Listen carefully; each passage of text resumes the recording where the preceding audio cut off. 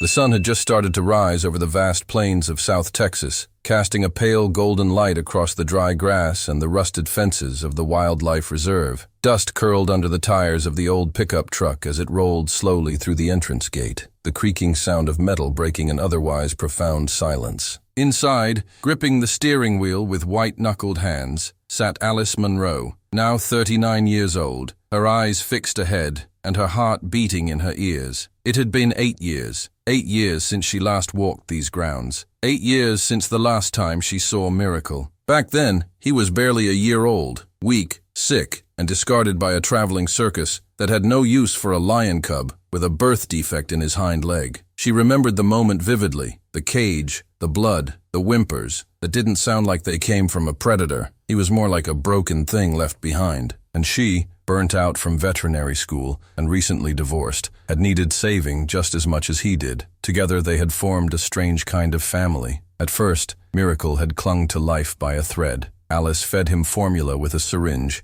kept him warm against her chest during cold nights, and whispered to him constantly, as if her voice could replace the missing warmth of a lioness. And somehow, it worked. He survived. He grew. He began to thrive. And with each month, the wild returned to his golden eyes. But it was a wildness laced with trust toward her. Then came the attack, not by Miracle, never him, but by a rogue male lion transferred in from another reserve. The animal escaped a temporary enclosure, and in a matter of seconds, chaos unfolded. Alice barely escaped with her life. 2 staff members were injured. The reserve faced backlash. Regulations changed. She was asked, gently but firmly, to step away for her own safety. It was the hardest decision she'd ever made. Now, after 8 years of silence, she had received a message. He's been acting strangely lately, pacing the fence line, growling at night. We think he remembers you.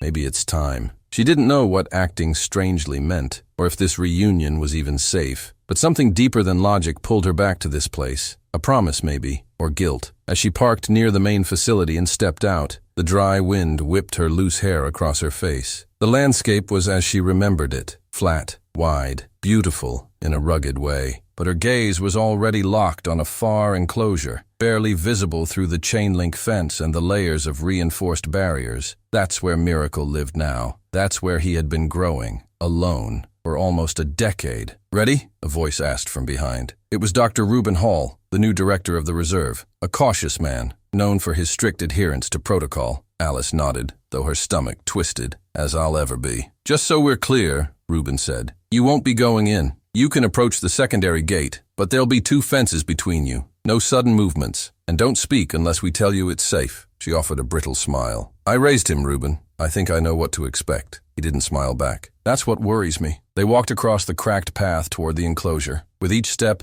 memories came flooding back. Feeding times, lazy afternoons under the shade of the oak trees. The first time Miracle tried to pounce. The way he used to press his forehead against hers when he was scared. Now he was somewhere on the other side of those walls. A full-grown lion, over 300 pounds of raw power. No longer the cub she cradled, but a wild animal who hadn't seen her in nearly a decade. Alice placed her hand gently on the outer gate. Her breath caught. No sound came from inside the enclosure. The tension was suffocating. Then, a rustle. Movement. From the tall grass within, a golden figure emerged. His mane was darker than she remembered, fuller, and his body broader. He moved with caution, head low, eyes alert, and then he stopped, just 10 feet from the inner fence. They stared at each other. It felt like the world stopped breathing. Alice didn't move. She didn't speak. She just looked, desperately, silently, trying to find the cub behind those eyes. Miracle stepped closer, his eyes locked on hers. He gave a low, guttural growl, not aggressive but heavy with warning.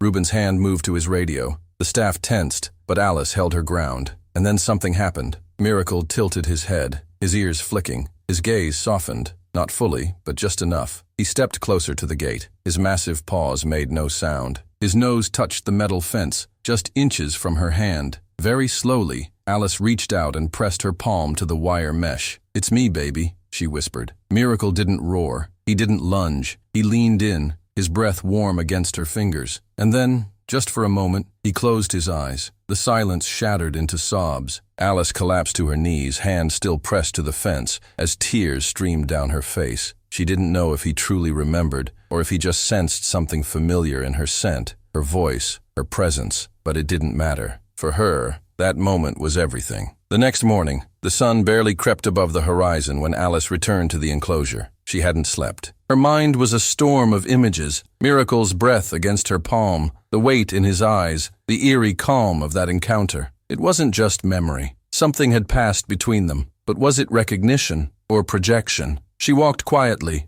avoiding the gravel that could crunch too loudly beneath her boots. Every step felt sacred, like crossing into something ancient and raw. Behind her, Reuben followed at a distance, clipboard in hand, flanked by two handlers wearing tranquilizer belts. She didn't like it, but she understood. Protocol. When they reached the enclosure, Miracle was already there, sitting near the fence as if he had been waiting. Jesus, one of the handlers muttered. He hasn't done that for anyone. Alice didn't speak.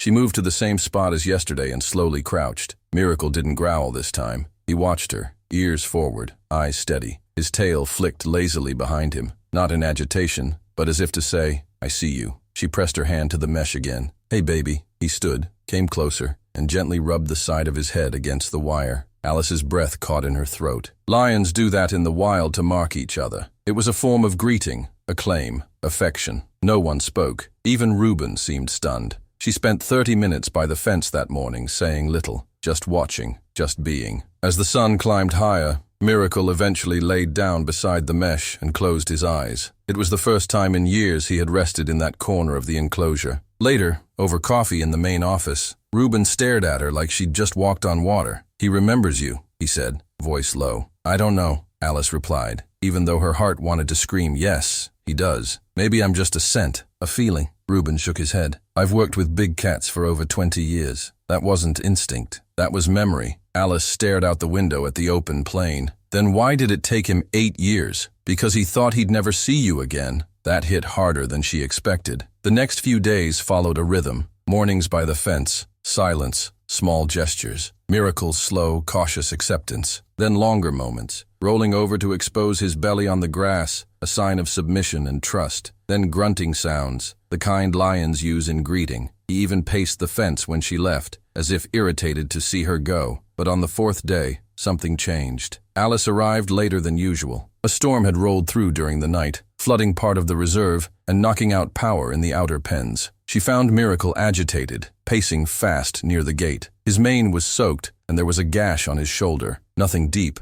but enough to bleed. What happened? She asked, her voice sharp. Reuben arrived moments later, breathless. Fence shorted during the rain. One of the newer males got aggressive. Miracle didn't back down. Alice moved closer to the gate. Miracle saw her and immediately slowed. He came to her, wounded but proud. She reached out, but the handlers stepped forward. Don't, one warned. He's been charged up all morning. He's not going to hurt me, she replied firmly. You can't know that. I do. She crouched near the mesh again. Hey, look at you, she whispered. Still protecting your turf. Miracle pressed his nose against the mesh. Blood streaked across his fur, but his eyes, those eyes, remained calm when they looked into hers. She wanted to be inside with him, to care for the wound, to clean it like she used to, but he was no longer that fragile cub, and she was no longer allowed inside the enclosure. Let me in, she said quietly, not turning her head. Reuben looked like she'd just spoken a forbidden spell. Absolutely not. Just for a minute, with a barrier between us. I can walk the inner corridor. He can stay in the outer enclosure. No, that's Alice, that's insane. But she kept her gaze on Miracle. He needs to see I'm not afraid. It took hours of convincing. Legal paperwork, liability waivers, and a backup team ready with sedation if anything went wrong. By late afternoon, she stood in the corridor that separated her from Miracle, one last steel bar barrier between them. She stepped slowly, deliberately, watching him through the mesh. He didn't move at first, just watched. Then, with a sound like a low purr, a deep rumble in his chest, he approached. No aggression, no tension. She sat cross-legged on the floor, just like she had years ago, when he was a cub, afraid of thunder. He came to the bars and pressed his massive head sideways against them. Tears filled her eyes. I missed you every day, she whispered. Every single day. He exhaled a warm gust through the steel. Then, with the gentlest motion, he lay down beside her, only the barrier keeping them apart. The following week passed in a fragile rhythm. Alice spent hours near Miracle, separated only by bars that suddenly felt thinner, less necessary. He was calm, even affectionate. The handlers, though still alert, began to lower their guard slightly. Reuben monitored everything with cautious eyes, but even he had to admit, Something exceptional was happening. He behaves differently when you're here, he admitted one morning. Less pacing, no aggression toward the others. It's like he's grounded by you. Alice leaned on the railing, sipping burnt coffee. Maybe he's just tired of being alone. Reuben didn't answer. He didn't need to. Still, trust, even the kind that spans years, has a price, and nature never forgets what it is. It happened on a Thursday, mid-afternoon. The heat was sharp, pressing down like a weight. Miracle hadn't eaten much in 2 days. He showed no signs of illness, but something in his body language felt off, unsettled. Alice noticed it right away. He paced more aggressively, glancing toward the distant hills beyond the reserve as if expecting something, or someone. His eyes darted, his tail twitched more than usual. Every few minutes, he stopped to stare at a tree line that led to the boundary wall. Alice brought it up with Reuben, who frowned. "We've got some wild hogs moving around out there," he said.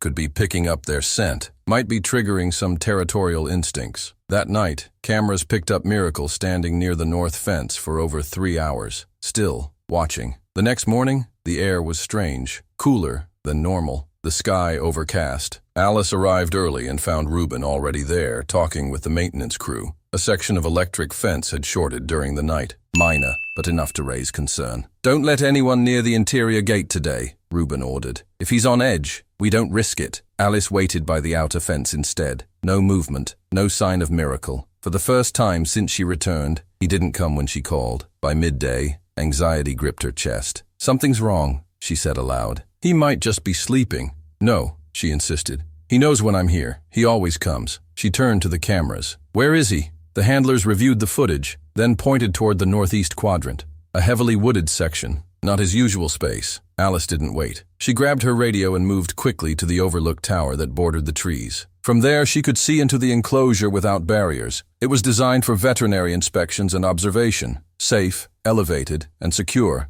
She climbed the steps, scanning the area below. For several seconds, nothing, just dry brush and wind. Then, movement. Miracle emerged from the undergrowth. His mane was tangled, his pace slow, but something was clearly agitating him. He turned sharply every few seconds, sniffing the air, growling low. Alice narrowed her eyes, and then saw it. A break in the fence line. Not wide, not obvious, but just enough for scent to carry through. And something had been scratching at the outer posts. Tracks. Prints. Reuben's voice crackled through the radio. "Alice, do not engage. Come back now." But she stayed. She watched Miracle step toward the break, sniffing the ground, muscles tense. Then he stopped. His head snapped upward, eyes wide. He turned, and he roared. It wasn't rage. It wasn't aggression. It was warning. Alice's heart pounded. It wasn't her he was reacting to. It was something else, something just outside the enclosure. She turned just in time to see Reuben and 2 guards rushing toward the tower. "Get down now!" he shouted. "What is it?" "Wildcat. A puma. We think it's been prowling the back fence for 2 nights. Might have gotten in."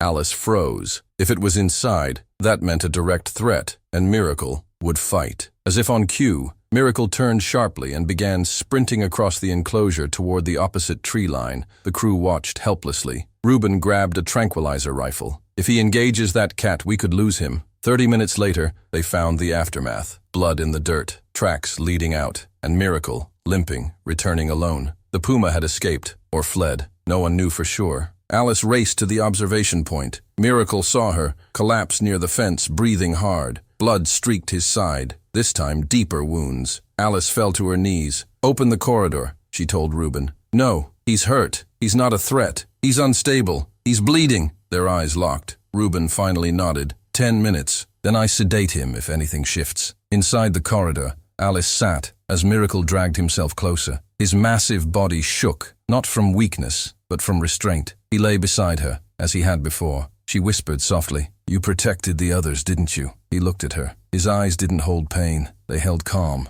Not fear, not panic, just peace. She reached through the mesh, touched his mane, let her fingers rest gently on his fur, and for the first time in years, he closed his eyes and purred. For the next 72 hours, the reserve entered emergency protocol. Miracle's wounds were treated through remote sedation. Vets administered antibiotics, cleaned the deep gashes along his ribs, and stitched the worst of the tears. He had fought, and he had survived. But something had shifted. He didn't return to the fence. He didn't pace. He didn't respond to Alice's voice. He lay under the acacia tree in the far corner of his enclosure, unmoving, eyes watching something distant. His body healed, but his spirit seemed suspended, like part of him had drifted somewhere Alice couldn't follow. She stayed anyway, mornings, afternoons, sitting just outside the gate, not speaking much, just being, hoping that presence would pull him back. Post-trauma behavior, Reuben told her quietly on the 5th day. It's not uncommon. Some animals disassociate after high-stress confrontations. He didn't disassociate, she replied without turning her head. He's deciding. Deciding what? If he wants to come back to this. On the 6th day, Miracle stood again. Alice was already at the enclosure, thermos in hand, rain jacket zipped to her neck. The morning was cold, unusually so for that part of Texas. A fog had rolled in,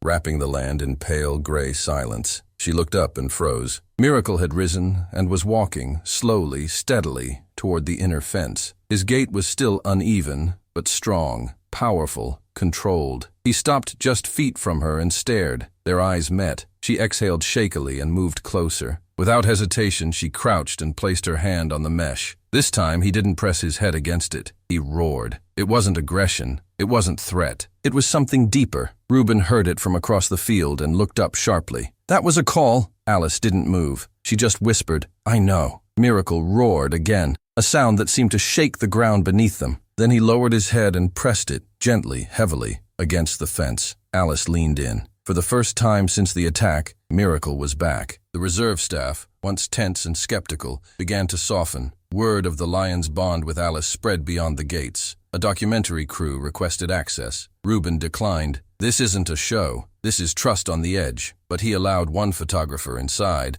on the condition that Alice approve every shot. In the photos, Miracle didn't look tame. He looked sovereign, proud, untouched by fear. But beside Alice, he became something else entirely. Calm, grounded, present, as if her presence tethered him to a memory of something softer. But then came the proposal. One of the reserve's sponsors, a conservation nonprofit, suggested a filmed interaction. Alice, stepping inside the enclosure,